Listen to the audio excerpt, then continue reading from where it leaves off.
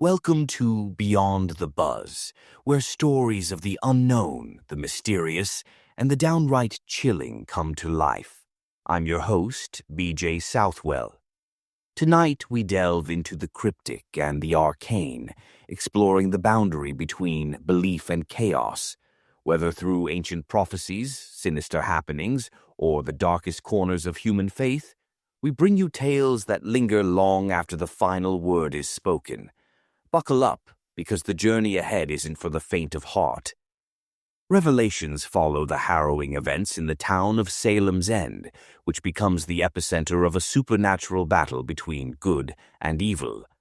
Drawing inspiration from the Book of Revelation, the narrative intertwines biblical prophecy, religious faith, and human frailty.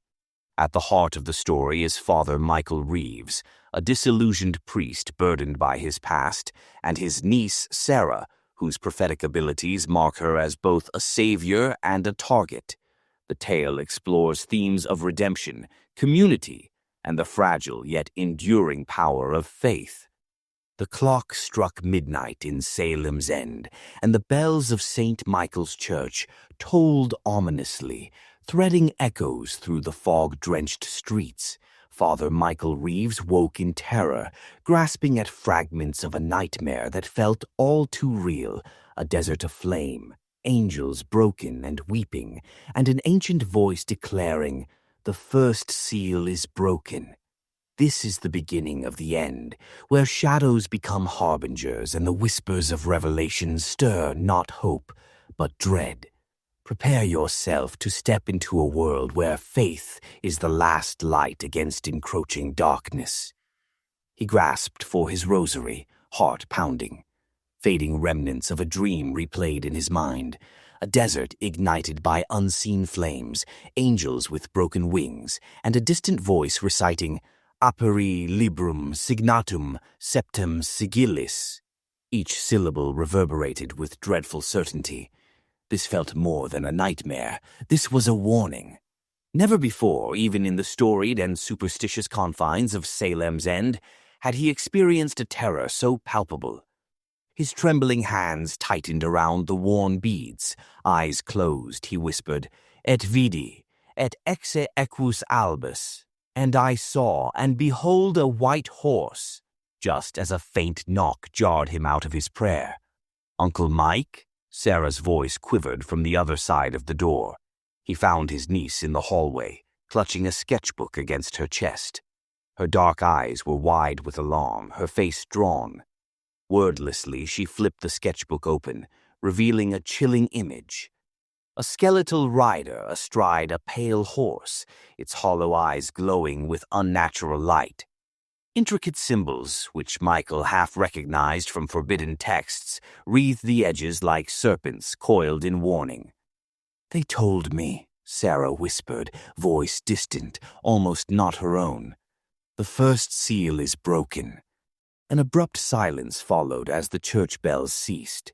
In the quiet, the walls of the old rectory seemed to press in.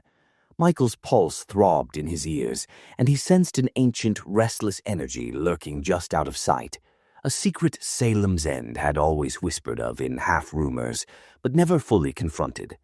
He led Sarah downstairs to the sanctuary. The air was charged with a metallic tang, the cold stone walls flickering with the yellow glow of candlelight.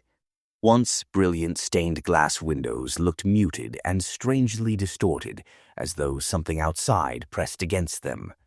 "Sancte Michael Arcangele, defend in nos in proelio," he prayed softly.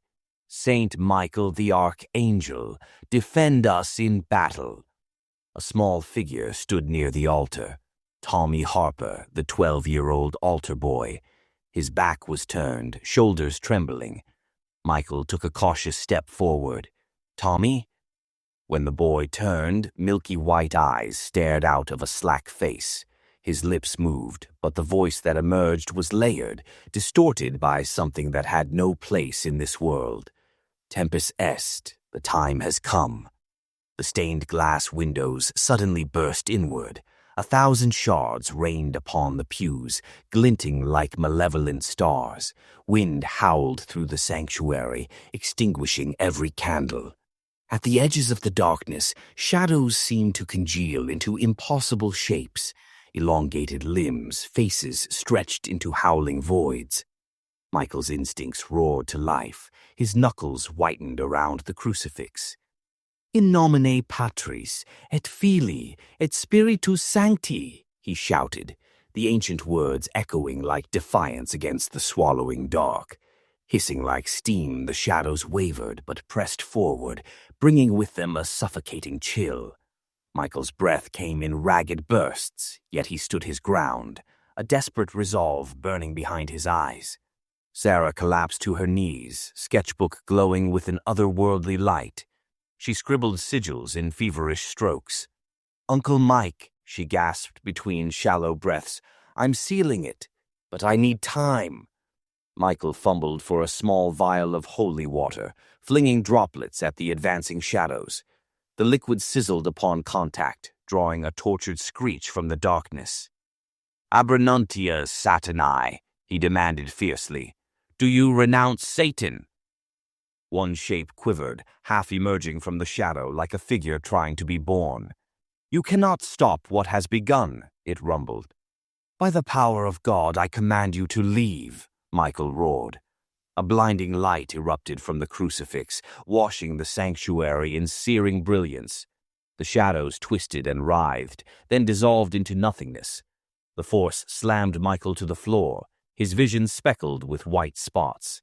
When the light receded, the church lay in disarray, broken glass, overturned pews, a wind-blasted altar. Sarah was slumped over her sketchbook, breath shaky but alive. Michael knelt beside her, gently lifting her head. "Sarah," he whispered, voice thick with concern. Her eyelids fluttered. "Uncle Mike, this is only the beginning." Outside, the bells started tolling again, slow, mournful notes that reverberated through the quiet streets. This time they sounded less like a call to worship and more like a funeral dirge for a town on the brink of waking nightmares. He closed his eyes, clutching Sarah close. Rumors of dark happenings had always circulated in Salem's End, but now those rumors had become a living reality, a fractured seal that threatened to drag them all into a world they were unprepared to face.